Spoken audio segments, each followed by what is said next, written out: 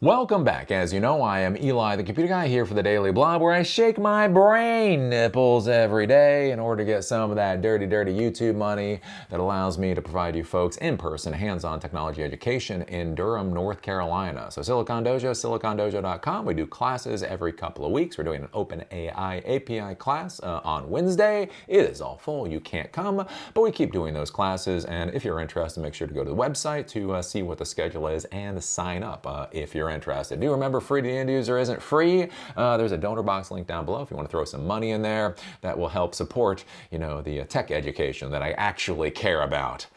But anyways, let's talk about the stupid stuff that actually pays the bills. So it looks like the whole, anti-China war going on in the United States. It looks like in the technology world, we are starting to get sides, right? So it's been curious.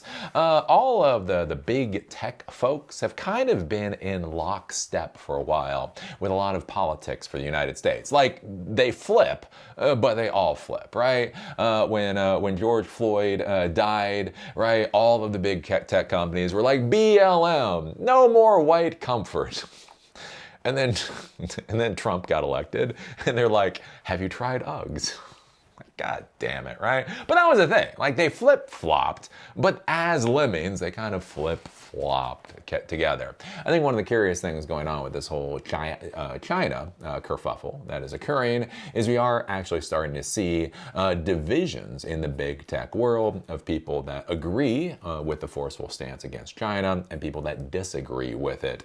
And I'll be curious to see where this goes in the future. One of the fascinating things being in the technology world for a while now is just how famous these technology leaders have become, and the idea that, like, quote unquote, like, they know, they're so smart, everybody should listen to them about whatever reason. Again, we hear this with Elon Musk, right? Elon Musk was allowed to go into the federal government and do all kinds of destruction because he puts rockets into space.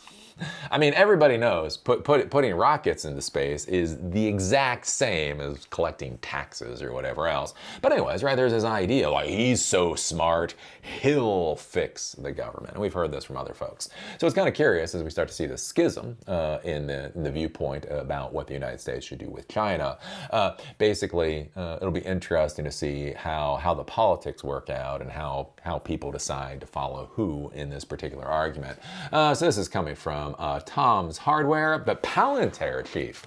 The guy making a lot of money from military and government contracts. But anyways, Palantir chief takes a jab at Nvidia CEO Jensen Huang, says people decrying, quote, China hawks are useful idiots. Quote, the first step to ending our dependence on China is admitting that we have a problem. And so Palantir CTO Huang says people need to wake up. And yeah, again, it's kind of like one of those curious things. Do you believe America can have superiority, possibly supremacy again? Do you believe this is a fight that we can win? Do you believe this is a fight that we should have? I don't know, but we're starting to hear this from the technology world, and it's important for the technology world because so much gets produced in China. Not only at this point does hardware get produced in China, but remember, Jensen Huang came out and said like 50% of the AI researchers and scientists and engineers and all that in the world now are in China. So there is a real question, right? If we cut ourselves off from China, how much are we really cutting ourselves off from? But anyways, Palantir CTO Huang said the U.S. should end its dependence on China, and that the first thing it should do is recognize its dependence is a problem. I would argue probably on the first point that is correct. I mean, we do know we have a dependence problem on China. Whether China is the enemy or not, the problem with this is our dumbass policies have put us into a dumbass position, right? Dumbass systems lead to dumbass, outputs or whatever else. But it doesn't necessarily mean China is the problem, right? Like we have basically exported all of our rare earth production to China because we greenwashed our country. We didn't want to pollute our country. We were more than happy to have China pollute their country. Ergo, all of that capacity went to China, right? That's not really China's fault at the end of the day. That was our policies that pushed that forward. According to his opinion piece in the Wall Street Journal, the U.S. and China are already engaged in an economic war with each other. And this is what frustrates me with some of these folks. Again, this idea of war. We are already in a war with China. Motherfuckers, I'm not in a war with China.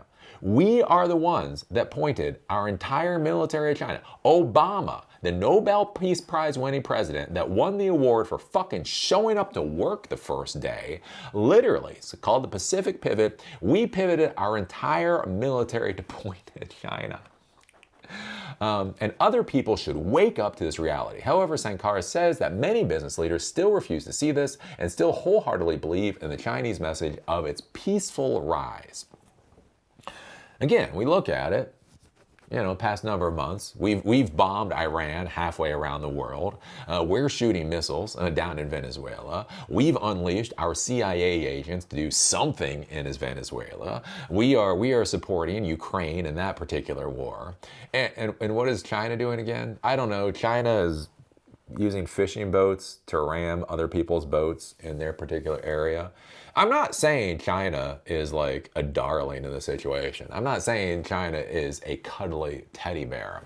But when, again, you start thinking about the whole who is peaceful and who is not, I don't know. The opinion piece points out that Nvidia CEO Jensen Huang recently expressed his opinion that the label, quote, China hawk is not a badge of honor Americans should wear. Yeah, we shouldn't be China hawks. We should deal with our policies.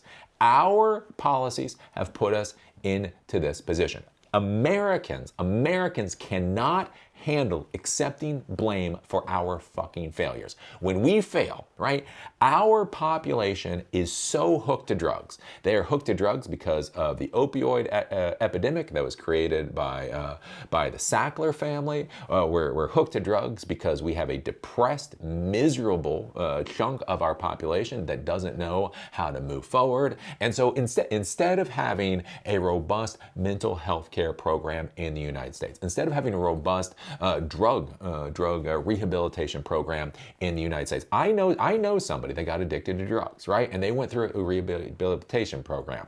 It cost the family $25,000 to put them through a program. I know somebody else, another family member, that didn't have $25,000 to go through a program. He went through a public rehabilitation program and talked about it being a complete and utter disaster. It was not someplace you wanted to go, much less deal with rehabilitation, right? But that's not our problem. Rehabilitating our population, that's not our problem. Trying to figure out the problems in our society that lead so many people down the path to drug use, that's not something that we're going to deal with. The Sackler family, the mass fucking murderers that earned billions of dollars off of slaughtering Americans. Right, they're still on their fucking yachts. They're still on their yacht. Right, we can't hold the Sackler family to account. We can't put the members of the Sackler family into prison for fucking 5 days because that would be a disgrace to capitalism. But we can shoot missiles at boats down in Venezuela in order to protect American citizens. But again, and that's where my problem, again, with the whole China hawk thing, the idea is we need to focus on what we need to do. China hawk is making China the enemy. And if you make somebody the enemy, don't be surprised when they become the enemy. If you tell somebody that they are your enemy, don't be surprised when they say, fair the fuck enough. But anyways, Huang also said, quote, it doesn't have to be all us or them. It could be us and them. Yes, it could be. It could be. But Palantir needs some more money. How is Palantir going to get more blood money if there ain't more blood to suck now? Mulling over Nvidia CEO's philosophy, Palantir CTO wrote, quote, "The first step to ending our dependence on China is admitting we have a problem." And again, fair enough. Sankara continued, "We can continue as useful idiots, decrying China hawks who point out that we're funding our own demise." Okay, well, we can build local capacity. Anyways, or we can wake up to the reality that we're already in an economic war in which every purchase and investment will help determine which system survives.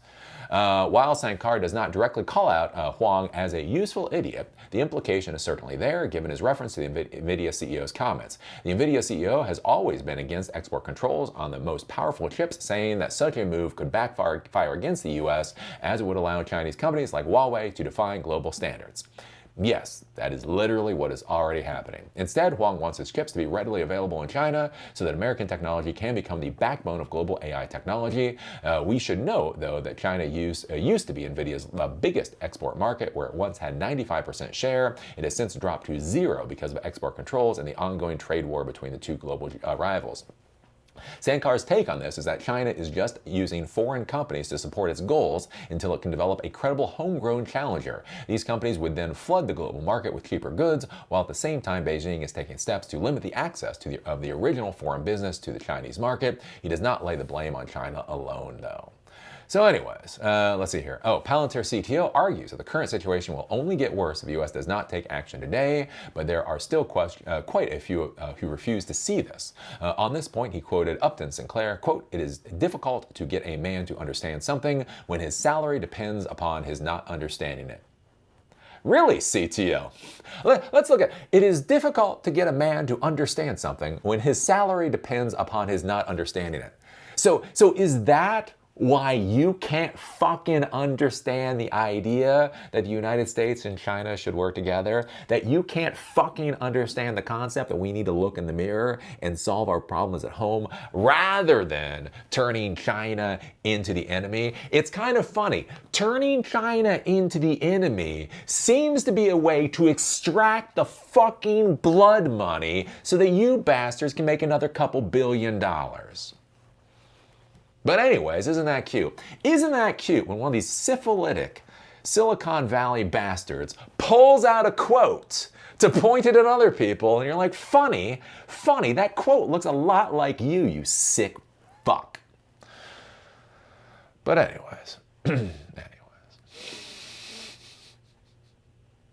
So, I don't know. We're seeing the divisions in the tech world. We're seeing the quote-unquote more pro-China lobby and the quote-unquote less China lobby. And we will see where this goes into the future. The thing to remember with all these things is that everyone here has billions and billions and billions of dollars to earn. Like it's really fun. It's really funny with all this, where they act like they're the nobility in the situation, and it's like, well, no, but basically you're arguing for you to make billions of more dollars. My whole thing with this is we need to stop treating people like the enemy. We need to stop treating China as the next Cold War. We need to stop treating China as our enemy. We need to look at the problems we have. We have real fundamental structural issues in the United States, regardless if China exists. If we don't deal with those problems, we are going to fail, and we are on the route to failure, right? Bringing back the industry without changing land use and zoning policies, without upskilling our young people so that they can actually take the jobs, without reskilling people so that they understand how manufacturing and things works. As I've said before, right? If I need to create a consulting company, I can do that. If I need to create, a restaurant, I actually know how to do that. There's a lot of businesses I know how to create. Not that I don't need to do a lot of research and get upskilled or whatever else, but I could figure out the path to get there. I don't understand the path to making a factory, right? If I got the patent for some physical technological widget, I don't know how to get from that patent to actually having, 1,000 of those things getting shipped out the door every day. I fundamentally don't have that understanding, and I don't think that is even taught in the United States anymore. And so the question is if we are going to reshore all of this stuff, how are we going to do it? It doesn't, calling the other person a piece of crap doesn't solve your problems. But anyways, so yeah, it'll be curious to see how this goes at the end of the day. What do you think about the Palantir CTO taking shots or sending shots against Jensen Huang? What do you think about this? Again, the idea is being a China hawk a good thing? Is it a badge of honor or is it a badge of dishonor? How do you think this is going to work out, right? These big tech companies start fracturing over some of these fundamental questions on how to deal with China. Put your thoughts down below. If you like these videos, give us a thumbs up. If you hate these videos, give us a thumbs down. Call me amazing, call me a dumbass. Just be a real Lutnick and do it down there in the comment section. Do you remember Silicon Dojo? SiliconDojo.com is my real pride and joy. We do in-person, hands-on technology education classes that empower you to do whatever it is that you want to do, and they are free to the end user. You just come, you show up, and you learn. We're having a class on OpenAI API that is full in a couple of days, but we are going to have more coming into the future. If you want to support what I do, there's a donor box link down below. And with that, see y'all later.